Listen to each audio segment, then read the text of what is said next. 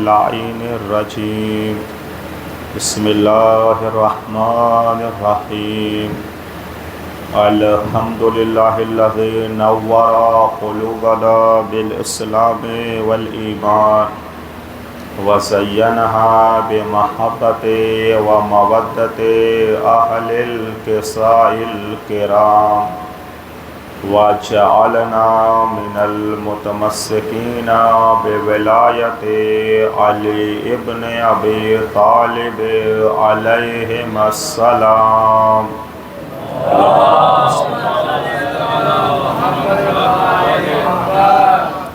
والصلاة والسلام على أشرف الأنبياء والمرسلين سيدنا ونبينا وحبيب قلوبنا وطبيب نفوسنا أبي القاسم محمد وآله الطيبين الطاهرين المعصومين المظلومين ولعنة الله على أعدائهم أجمعين من يومنا هذا إلى قيام يوم الدين أما بعد قال الله تبارك وتعالى في كتابه المجيد بسم الله الرحمن الرحيم وما خلقت الجن والإنس إلا ليعبدون صلوات على محمد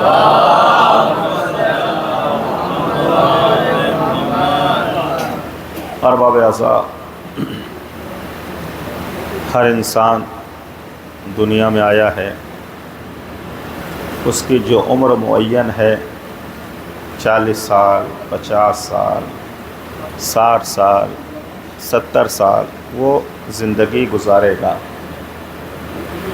لیکن غور یہ کرنا ہے کہ جس نے اس انسان کو پیدا کیا، انسان نہیں تھا، ہم سب اپنی طرف دیکھ لیں، ہم اپنی ولادت سے پہلے نہیں تھے، ولادت کے بعد ہوئے، تو ہمیں غور یہ کرنا ہے ہم آئے کہاں سے ہیں،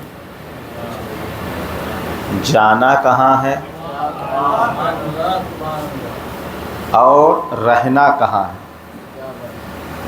اگر ان سوالوں کے جواب ہمیں مل گیا تو یقین مانیے زندگی یہاں بھی کامیابی کامرانی سے گزرے گی، وہاں بھی ہم کامیاب ہوں گے، نجات تک پہنچیں گے۔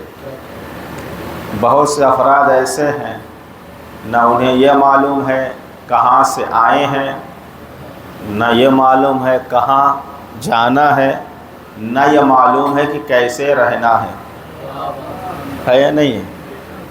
جو ان سوالوں کی طرف متوجہ نہ ہوا تو اس کے اور جانور میں کوئی فرق نہیں ہے۔ جانور کو معلوم نہیں ہوتا وہ آیا کہاں سے ہے، جانا کہاں ہے اور رہنا کس طرح سے ہے۔ ایک صلوات علی محمد وعلیہ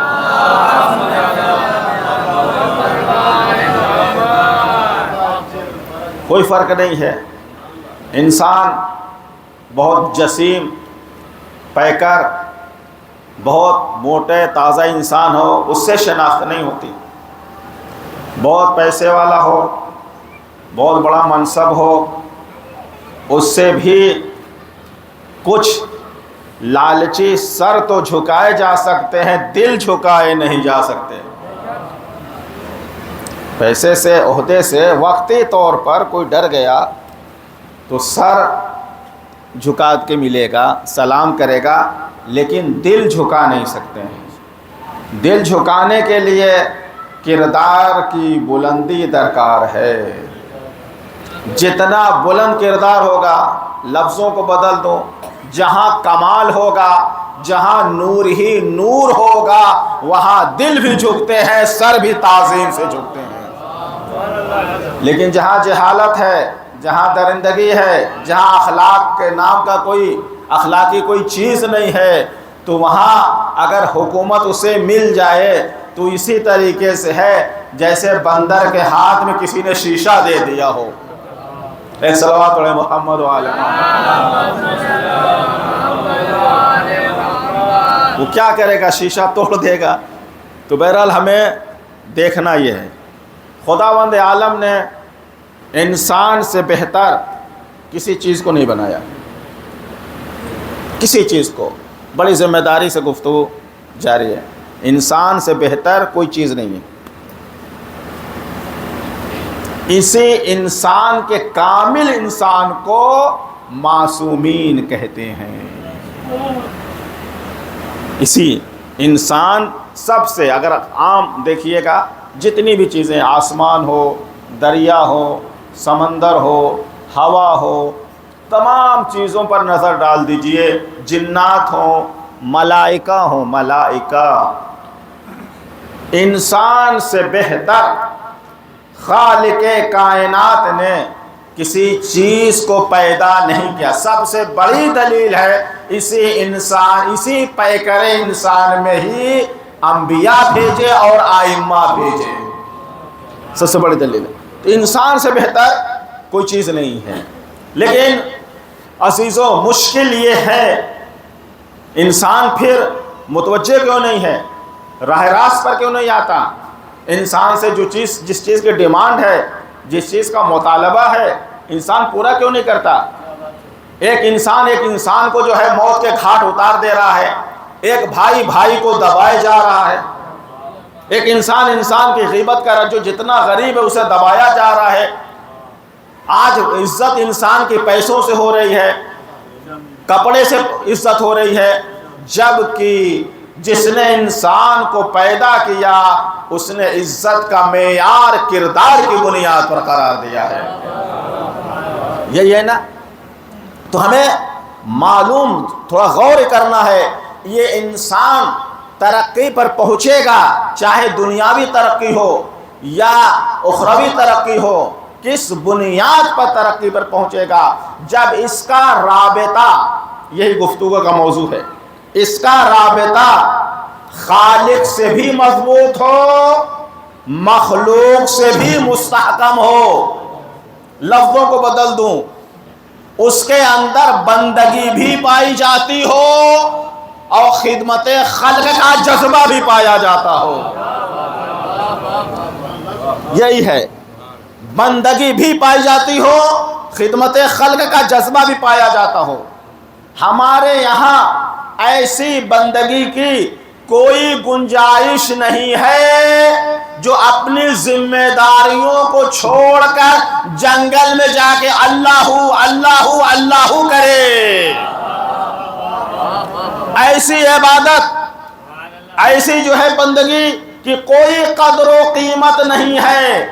اگر ہم بندے پروردگار بننا چاہتے ہیں تو خالق سے بھی رشتہ مضبوط ہونا چاہیے، مخلوق سے بھی رشتہ مضبوط ہونا چاہیے، اللہ کی عبادت بھی ہونا چاہیے، والدین کا احترام بھی ہونا چاہیے۔ نعرہ حیدری، نعرہ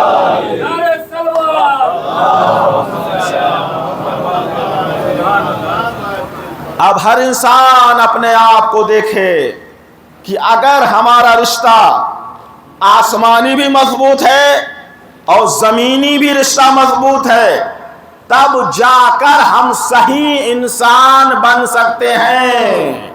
اور اگر بندگی میں ہی زندگی ہے، بندگی میں ہی زندگی ہے، جس زندگی میں بندگی نہ ہو، انسانوں کے لیے شفقت نہ ہو، انسان کا احترام نہ ہو، وہاں درندگی تو ہو سکتی ہے، بندگی نہیں ہو سکتی ہے۔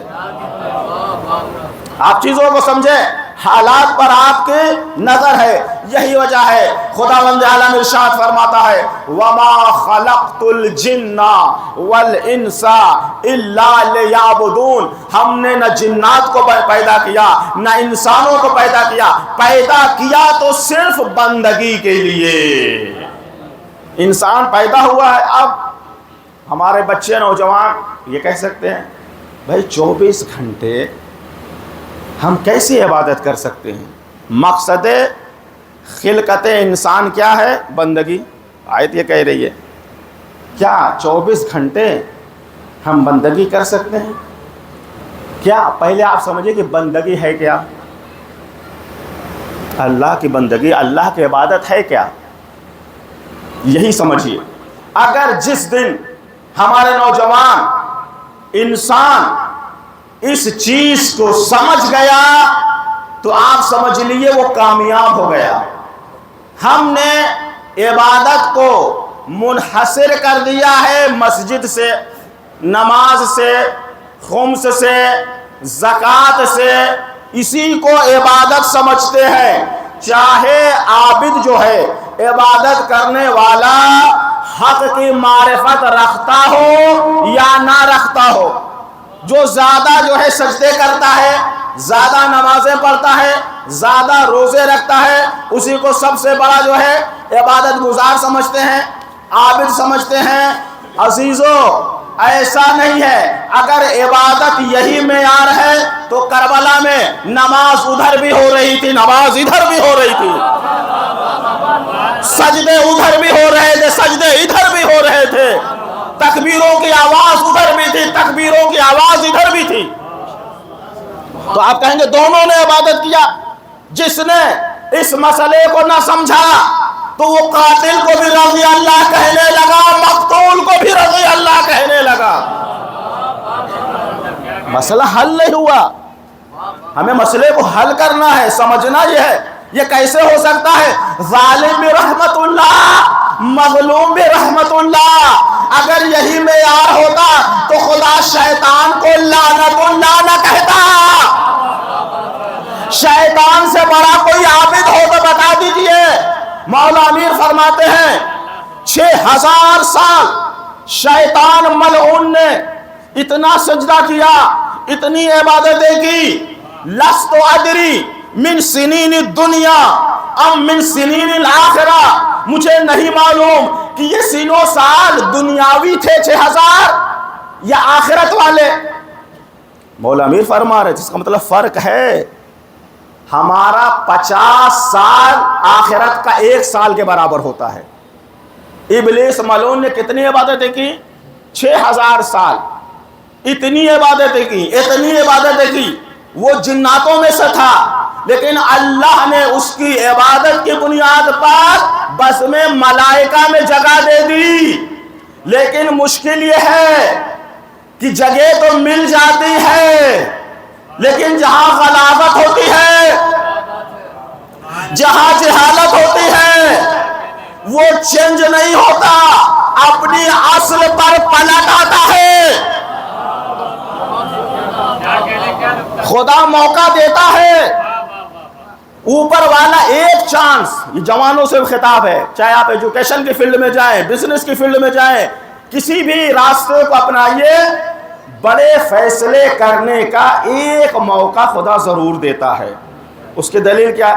کاش ہم نے پڑھائی نہ چھوڑی ہوتی تو آج افسر بن جاتے ہیں نا، کاش ہم نے یہ بزنس کر لیا ہوتا تو آج یہ نوبت نہ آتی، کاش ہم نے اپنے والدین کی بات مان لی ہوتی تو آج نوبت نہ۔ یہ جو کاش کاش ہماری زندگی میں ہے، یہ دلیل ہے کہ خدا نے بڑے فیصلے لینے کا موقع دیا، لیکن اس وقت ہم صحیح فیصلے نہ لے سکے۔ لہذا مولا امیر فرماتے ہیں وَاغْتَنِمُوا الْفُرَصَ فَإِنَّهَا تَمُرُّ مَرَّ السَّحَابِ۔ اے لوگوں، جب وقت مل جائے، فرصت مل جائے تو اسے غنیمت سمجھو، کیونکہ وقت جو ہے بادلوں کی طرح گزر جاتا ہے۔ اب یہیں سے جوانوں تمہارے لیے ایک پیغام ہے، جس نے وقت کی قدر کی، وقت نے اس کی قدر کی۔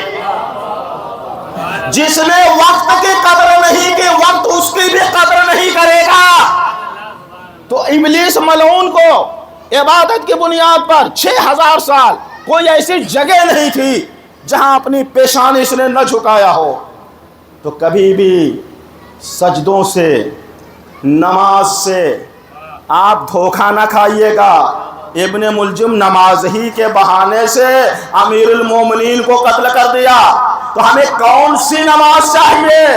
کس عبادت کو دیکھیں جہاں پر بندگی ہو۔ ابلیس نے جسمانی عبادت تو خوب کی، لیکن جیسے ہی جناب آدم کا پیکر تیار ہو گیا، خدا روح ڈال دی, کہا سجدے میں گر جاؤ. جو اللہ کے سچے بندے تھے ملائکہ, سب نے سجدہ کیا, ایک ہی اکڑ گیا,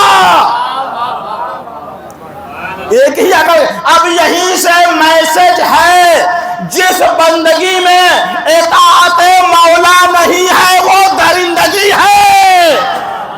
وہ چاہے جناب آدم کے مقابلے میں ہو یا اہل بیت کے مقابلے میں ہو. ایک صلوات علی محمد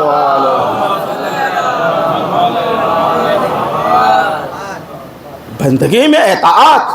اگر آپ اپنی مرضی سے عبادت کر رہے ہیں تو ساری نمازیں مار دی جائے گی منہ پہ.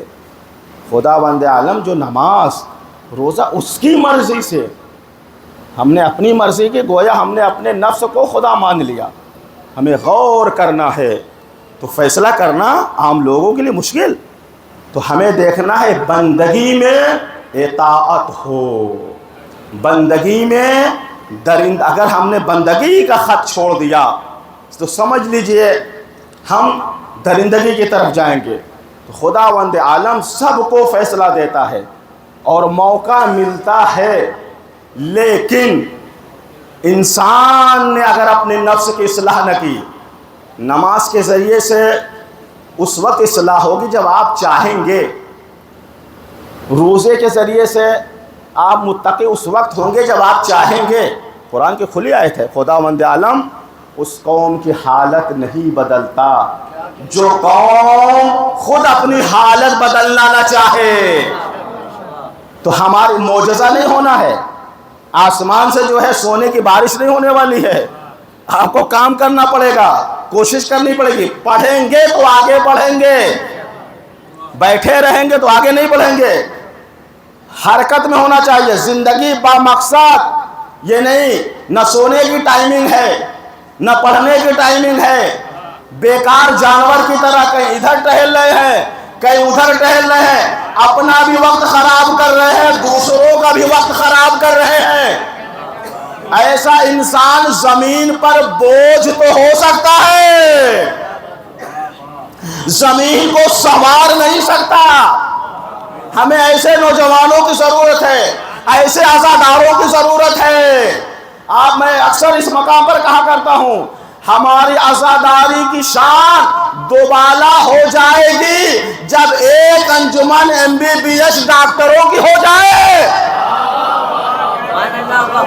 ایک انجمن میں صرف پروفیسر حضرات ہوں تو دنیا یہ کہے گی, دنیا کے بڑھتے ہوئے قدم رک جائیں گے. جس حسین کے عزادار اتنے ایجوکیٹڈ ہیں وہ حسین کتنا بلند ہوگا.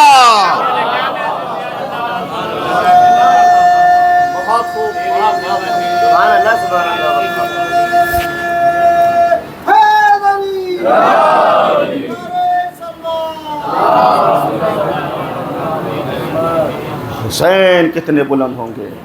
مسجدوں کی شان میں رونق آ جائے گی جب نمازی پڑھے لکھے ہو جائیں گے.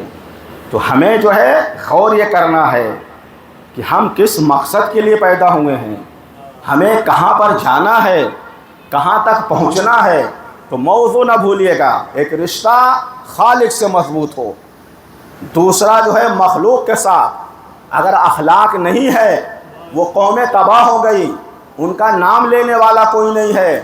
جو لوگوں کو بے گناہ قتل کر دیتے تھے, مار دیتے تھے, غریب کو پریشان کرتے تھے, یتیموں کا مال لوٹ لیتے تھے, بیواؤں کو اذیت دیتے تھے, ایسے قوم ختم ہو گئی, ان کا نام بھی ختم ہو گیا, نشان بھی چلے گئے. لیکن جو بیوہ پرور تھے, یتیموں کا سہارا تھے, جو لوگوں کو دشمنوں سے بھی اچھے اخلاق سے پیش آتے تھے, وہ آج بھی زندہ باد ہیں, کل بھی زندہ باد تھے اور قیامت تک زندہ باد رہیں گے.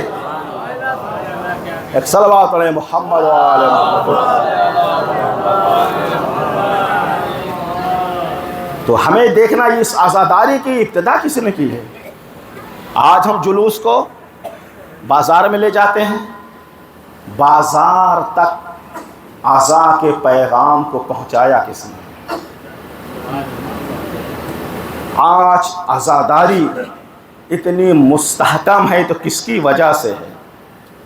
ابھی مسائل میں پڑھیں گے، جس کا لقب ہی زین العابدین ہو، جس کا لقب بھی سید الساجدین ہو، جب بازار سے نکلتے تھے تو بازار کو عزا خانے میں تبدیل کر دیتے تھے۔ اب آپ سمجھیے کہ عزاداری کی شان اسی وقت بلند ہوگی جب عزاداروں کا معیار بلند ہوگا۔ جناب زینب کبریٰ نے اس کی بنیادیں رکھی ہیں۔ اب یہیں سے آپ سمجھیے، بعض لوگ اعتراض کرتے ہیں بھئی عزاداری مستحب ہے، اتنا زور، اتنا پیسہ، اتنا وقت کیوں صرف کیا جاتا ہے؟ کیا وجہ ہے؟ عزاداری تو مستحب ہے نا، واجب تو کسی نے نہیں قرار دیا۔ تو بعض بزرگ علماء نے جواب دیا، میں اکثر نقل کرتا ہوں عزاداری کی تقویت کے لیے، انہوں نے جواب دیا، دیکھو عزاداری ایسی عبادت ہے، عبادت ہے، یہ ایسی عبادت ہے، ایسی مستحب عبادت ہے جہاں بہت سے واجبات کی ادائیگی ہوتی ہے۔ سنیے، عزاداری ایسی عبادت ہے جہاں ایک ہی وقت میں بہت سے واجبات کی ادائیگی ہوتی ہے، یہیں سے درس بندگی ملتا ہے اور یہیں سے خدمت خلق کا جذبہ ملتا ہے، یہیں پر اجر رسالت ادا ہوتی ہے، یہیں پر اہل بیت کی پاکیزگی کا اعلان ہوتا ہے۔ یہ ہے عزاداری۔ عزاداری بہت اہم عبادت ہے۔ کسی قوم کو یہ جذبہ نصیب نہیں ہوا کہ آ کے بیٹھ کے اور دینی لیکچر جو ہے سنیں، جو اہمیت آپ کو ہے غور و فکر کریں، یہ بہت اہم ہے۔ تو بہرحال ہمارا امام زین العابدین علیہ السلام کا لقب زین العابدین، عبادت گزاروں کی زینت، سید الساجدین، سجدہ گزاروں کے سید و سردار۔ آپ دیکھیں، ایک کہیں کہیں کنفیوژن ہوتا ہے، ہم بے عابد بیمار، بیمار زیادہ نہیں کہنا چاہیے۔ خدا نہ خواستہ چوتھے امام کو کوئی مستقل مرض نہیں تھا، یہ اللہ کی مصلحت تھی، روز عاشور، تاکہ امام حسین علیہ السلام کا دفاع واجب نہ ہو اور نسل رسول آگے بڑھے۔ یہ مصلحت ربانی، خدا نہ خواستہ امام جو ہے بیمار نہیں ہوتا جیسے عام لوگ بیمار ہوتے ہیں، تو وہ بیماری مصلحتاً تھی، اسے بہت زیادہ جو ہے ہم اسی جگہ پر یوز کریں جہاں ضرورت ہے۔ اصل امام کا لقب ہے سید الساجدین، زین العابدین، یہ ہے امام کے القاب۔ اب آپ سوچئے، مصائب سب آپ کے سامنے ہیں، سنتے رہتے ہیں، کیسی عبادت؟ کسی دوسرے امام کو یہ لقب نہیں دیا گیا، زین العابدین، سید الساجدین، آپ ہی اس لقب سے مشہور کیوں ہوئے؟ غور کرنے کی بات ہے، کیونکہ یہ نام نہاد مسلمان حکومت کے چکر میں، آج آپ دیکھ لیں، جب انسان مذہب کا لبادہ اوڑھ کر جس مذہب کو بھی مانتا ہو، اگر وہ مخلص نہیں ہے تو وہاں چڑھاوے میں چوری کرے گا، سمجھیے۔ یہی حال ہے رسول کے بعد، یہ مخلص نہ تھے، رسول کے مسند کو ہتھیا لیا، کبھی باغ فتح کو لوٹا، کبھی مسلمانوں کے مال کو لوٹا، اس سے شراب پیتے تھے اور بے گناہ لوگوں کو قتل کرتے تھے۔ ہم ظلم کے خلاف کل بھی تھے، آج بھی ہیں، ہمیشہ بھی رہیں گے، چاہے یہاں ظلم ہو یا پیغمبر کے زمانے میں ظلم ہوا ہو۔ ظالم کی حمایت نہیں کر سکتے، چاہے ظلم کرنے والا امریکہ ہو یا اسرائیل ہو۔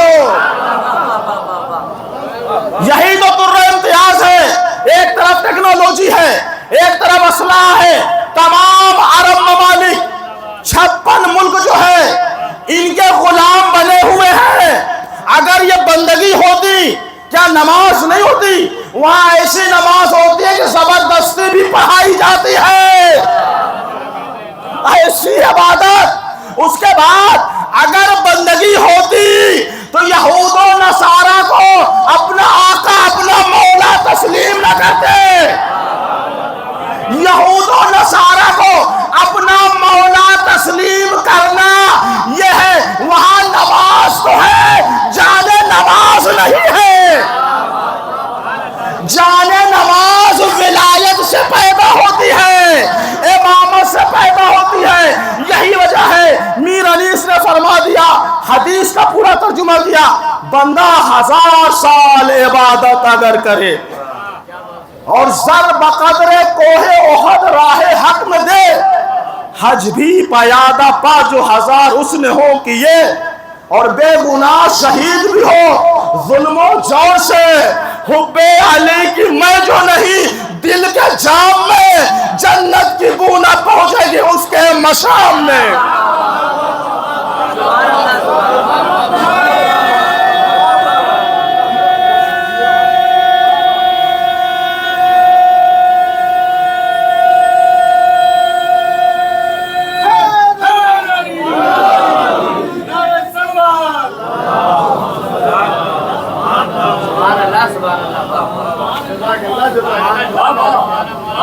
حدیث رسول ہے ایسی نماز 1000 سال کر رہے۔ جب شیطان 6000 سال کرتا رہا، اس کی نماز بغیر اطاعت مولا کے کام نہ آئی، تو چاہے ہم جس بھی لباس میں ہوں، داڑھی چھوٹی کرے یا بڑی، نہ داڑھی سے اسلام ناپا جا سکتا ہے، نہ لباس سے ایمان تولا جا سکتا ہے۔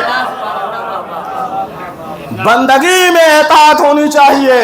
جس کے یہاں بندگی تھی، جو وابستہ در امامت و ولایت سے تھا، وہ اسی مصلی پہ بیٹھا رہا۔ لوگوں نے کہا بنکر میں چلے جاؤ، کہا بھئی ایک ذمہ داری ہے، یہ مومنی، یہ ایرانی قومیں، آج خداوند عالم نے ایسی عزت دی۔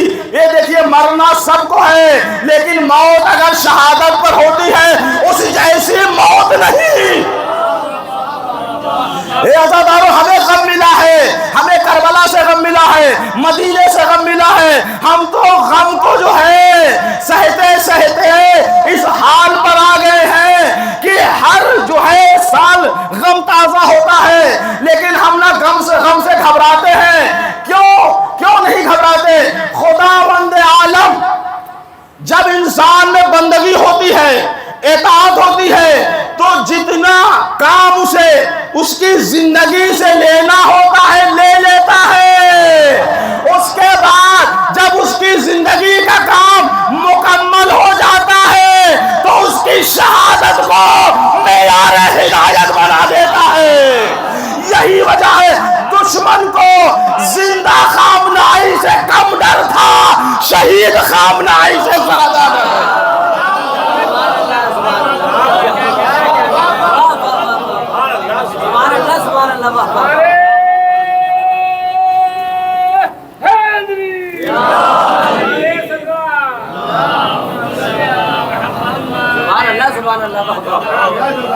کیا 70 ملک میں عابد نہیں ہیں، سجدے والے نہیں ہیں؟ کتنی افطاریوں پہ خرچ کرتے ہیں، اچھے لباس پہنتے ہیں، کئی مرتبہ نماز پڑھتے ہیں، اس کے باوجود جہاں بندگی نہیں ہے، جو نماز ولایت کے دائرے میں نہیں ہے، امامت کے سانچے میں نہیں ڈھلی ہے، وہ نماز ابلیسیت تک تو پہنچا سکتی ہے، ظالموں کے سامنے کھڑا نہیں کر سکتی۔ ہمیں ایسی بندگی چاہیے، اسلام کو ایسے بندے چاہیے۔ ایسی بندگی اگر نہیں ہے تو سمجھ لیجئے وہ انسان یہاں بھی ناکام رہے گا، وہاں بھی ناکام رہے گا۔ عزیزو، کسی بھی مشن کو، بہرحال امام سجاد جو 2 لقب ہے، زین العابدین، سید الساجدین، ایک طرف دنیا مادیت کی طرف بھاگ رہی ہے، مال کی طرف، منصب کی طرف، اب اس کے اس ہدف تک پہنچنے کے لیے جو بھی رکاوٹ بنے گا وہ چاہے فرزند رسول ہی کیوں نہ ہو اسے بھی نہیں بخشا، خدا سے دور۔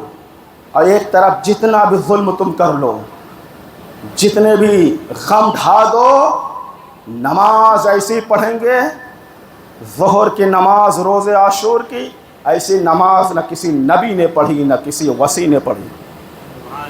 ایسی نماز چاہیے، ایسی بندگی چاہیے۔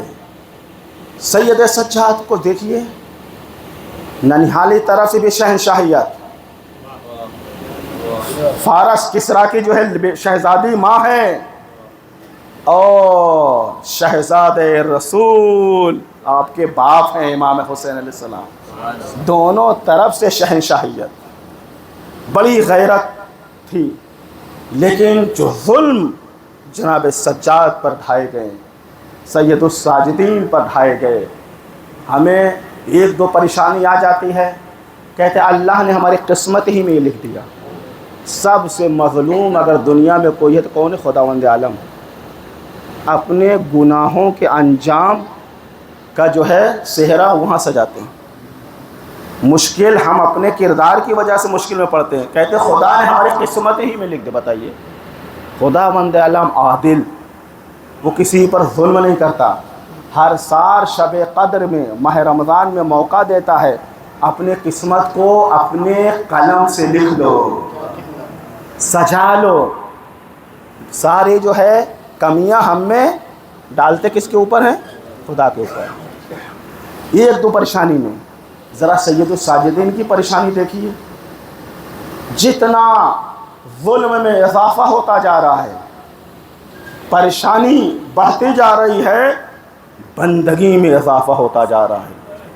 اسی چیز کو سمجھیے، شاعر نے کیا کہا، جناب سید الساجدین زین العابدین کی عبادت کو کیا کہا، کربلا کے بعد بھی، یہ کربلا کے بعد سمجھیے، کبھی کبھی شعراء نے بہت بڑی خدمت انجام دی ہے، کربلا میں جو کچھ ہوا ہے، لیکن جو کربلا کے بعد کے مصائب ہیں وہ اتنے دردناک۔ ابھی مقتل میں پڑھ رہا تھا کل ہی کہ جناب سجاد کوفے سے شام تک گئے ہیں، سر جھکا تھا، کسی سے کلام نہیں کیا، شام میں پہنچے تو کلام کیا۔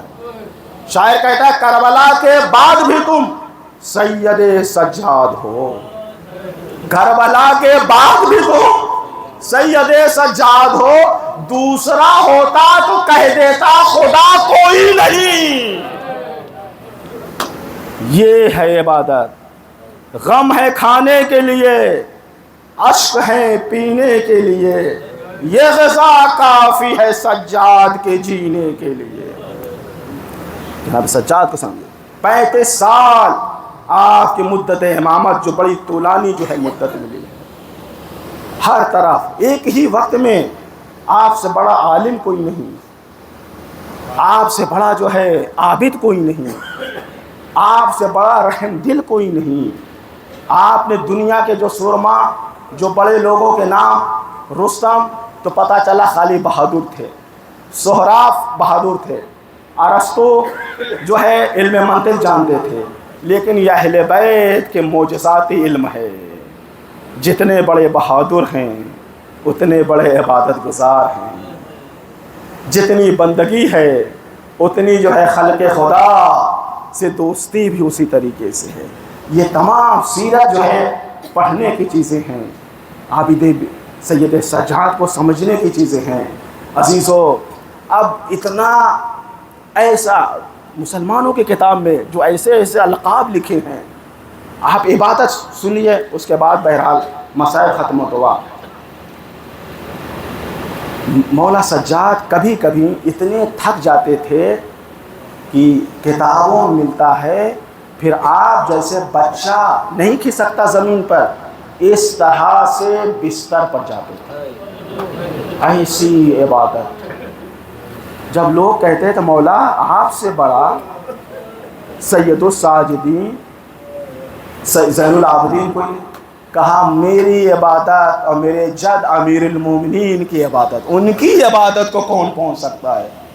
اور مولا امین سے پوچھئے آپ کے لیے عبادت میں آئیڈیل کون؟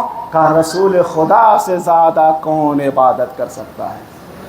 یہ اہل بیت علیہ السلام کا ایسا عابد پہنچے ہیں، کوفے سے ہوتے ہوئے شام میں پہنچے ہیں۔ ابراہیم بن طلحہ قریش مکے کا رہنے والا اپنے چہرے کو چھپا کے پوچھتا ہے تاکہ امام پہچان نہ پائیں، من غلب، کہ کربلا کی جنگ میں جیتا کون؟ آج یہ سوال ہوتے ہیں۔ تو امام نے کہا اذا اذن مؤذن، جب اذان کا وقت ہوگا اور مؤذن اذان دے گا اس وقت دیکھ لینا کہ کون جیتا ہے کون ہارا ہے۔ کیا مطلب؟ امام بتانا چاہتے تھے یزیدیت، امیر شام کا باپ ابو سفیان فتح مکہ سے پہلے اس نے رسول اکرم کو پریشان کیا، بدر لڑی، احد لڑی، مجبوراً مسلمان ہو گیا، اور اس کے بیٹے امیر شام اور اس کے بیٹے یزید نے اہل بیت پر ظلم اٹھائے ہیں۔ یہ اسلام کو مٹانا چاہتے تھے، اذان کو ختم کرنا چاہتے تھے، نماز کو ختم کرنا چاہتے تھے۔ امام حسین علیہ السلام نے نماز کو بچایا، امام حسین علیہ السلام نے روزے کو بچایا، امام حسین علیہ السلام نے دین کو بچایا۔ یہ جواب دیا ہے امام سجاد علیہ السلام نے۔ عزیزو، بولے کب ہے مولا سجاد؟ بہت سمیٹ کر جو ہے، وقت زیادہ ہو گیا ہے تاکہ بات کو سمیٹ لیں، بہت سمیٹ کر جو ہے بیان کرنے جا رہا ہوں۔ شام کا ماحول ایسا تھا کہ نہ کوئی ذمہ دار صحابی وہاں پہنچا تھا، نہ آل رسول میں سے کوئی پہنچا تھا۔ خالد بن ولید اور ابو سفیان کے خاندان کے ذریعے سے وہاں کے لوگوں نے اسلام کو جانا پہچانا۔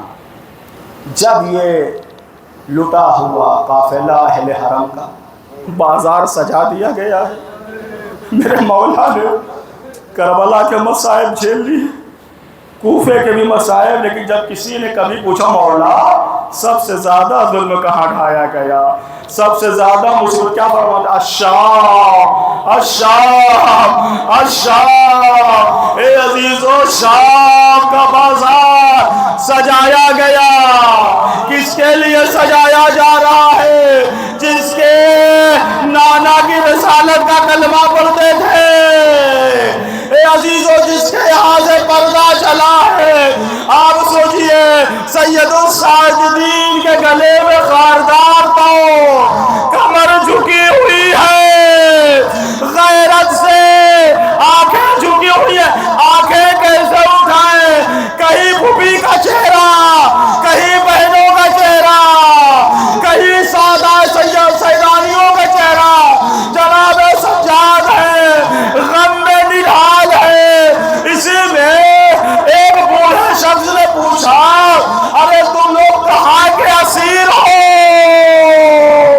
جناب سجاد کا درد چھلک گیا، کہتا قرأت القرآن، ایسے کیا تم نے قرآن کی تلاوت کی ہے؟ کہتا کہا اجر رسالت کا جو مطالبہ ہے وہ ہم ہی ہے۔ کہتا ہے پھر امام نے کہا یہ بتا تم نے آیت تطہیر پڑھی ہے؟ کہا آیت تطہیر ہم ہی اہل بیت ہے۔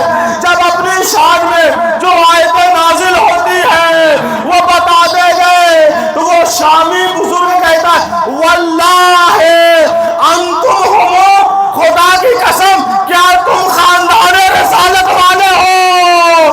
امام کہتے ہاں ہم ہی ہیں، جس کے کردار کا قصیدہ قرآن پڑھتا ہے وہ شیخ فوران جناب سجاد کے قدموں میں گر پڑا، مولا معاف کیجئے، ارے ہمیں بتایا گیا تھا خارجی آ رہے ہیں۔ یہی وجہ ہے جب یزید ملعون کے سامنے شہزادیاں بے مقد و چادر کھڑی ہوئی ہے، سید سجاد گلے میں خاردار توق ہے، کمر پیروں میں بیڑیاں، زینب کبریٰ، اللہ اکبر، دشمنوں کا مجمع ہے، یزید کے سامنے کرسی نشین بیٹھے ہوئے ہیں، دوسرے ملک سے مہمان آئے ہوئے ہیں۔ جناب زیدب کہتے ہیں یزید اگر اس حالت میں ہمارے جد رسول اللہ دیکھیں گے تو ان کی حالت کیا ہوگی؟ امام رونے لگے، تمام لوگ رونے لگے۔ میں کہوں گا زینب کبریٰ، ارے یہ دشمن اہل بیت کے بغض میں انہوں نے ساری حدیں پار کر دی۔ یہ ایسا ظلم تھا، امام سجاد علیہ السلام جب بھی پانی آتا تھا وضو کے لیے اتنا روتے تھے، پانی مغاب ہو جاتا تھا۔ بازار میں نکل رہے ہیں، کیا دیکھا؟ قصاب قصائی جو ہے جانور کو ذبح کرنے کے لیے لے جا رہا ہے۔ امام پوچھتے ہیں یا اخی المسلم حل سقیت ھذا الحیوان، اے میرے مسلمان بھائی تم ذبح کرنے کے لیے لے جا رہا، یہ تو بتاؤ اس جانور کو پانی پلا دیا تھا؟ ارے وہ مسلمان ڈر جاتا تھا، ہاتھوں کو جوڑ کے کہتا اے آقا ہم آپ کے جد کی شریعت پر ہیں، ہمیں معلوم ہے جانور کو پہلے پانی پلایا جاتا ہے پھر ذبح کیا جاتا ہے۔ اسی بازار سے میرا مولا کربلا کا رخ کرتا تھا، یا بتا اے میرے بابا، ارے آپ کو 3 روز کی بھوک و پیاس میں رلا رلا کے پیاسا ذبح کیا گیا۔ میرا مولا سارے بازار میں اس طرح مجلس پڑتا تھا کہ لوگ رونے لگتے تھے۔ اے عزیزو، مولا حسین کتنے پیاسے تھے، آپ سوچ سکتے ہیں اگر یہ منظر کربلا کی تاریخ میں نہ آتا تو ہم فیصلہ نہ کر پاتے۔ جناب اکبر زیادہ پیاسے تھے، روز عاشور یا امام حسین، ارے باپ زیادہ پیاسا تھا یا بیٹا زیادہ پیاسا تھا؟ جب جناب علی اکبر میدان سے کامیاب ہو کر واپس آئے، کہتے یا بتا ثقل الحدید اجہدنی والعطش قتلنی، اے میرے بابا جان جنگی سامان کے بوجھ نے کمزور کر دیا ہے اور پیاس نے مار ڈالا۔ حل شربت من الماء، یہ جملہ سننا آسان ہے۔ ساقی کوثر کے لال کے لیے جب 1000 لشکر کے ساتھ دشمن بن کے آیا تھا، جانوروں تک کو سیراب کیا تھا، آج اپنا بیٹا علی اکبر کامیاب ہو کے آئے ہیں۔ ساقی کوثر کا لال نظر یمین و شمالا، ادھر دیکھا ہوگا ادھر دیکھا ہوگا، جب پانی کی کوئی سبیل نہیں، کہتے بیٹا اپنی خشک زبان کو میرے دہن میں ڈال دو، اجرکم اللہ۔ اے عزادارو، سید الشہداء کی پیاس پر گریا کر لیجئے۔ جیسے ہی جناب علی اکبر نے خشک زبان کو باپ کے دہنے مبارک میں فوراً نکال لیا۔ اے بابا آپ تو مجھ سے زیادہ پیاسے ہیں، یہی وجہ ہے امام سجاد نے 13 محرم کو جب اجساد کو شہداء کی لاشوں کو دفن کیا، جو مرثیہ کا جملہ امام حسین کی قبر پر لکھا، نہ گنج شہداء پہ لکھا، نہ عباس باوفا کی قبر پر لکھا، جب بابا کی قبر بنا چکے لکھتے ہیں ہاذا قبر حسین ابن علی الذی قتلوہ عطشانا۔ اے لوگو، یہ حسین غریب کی قبر ہے جسے پیاسا رلا رلا کے شہید کیا۔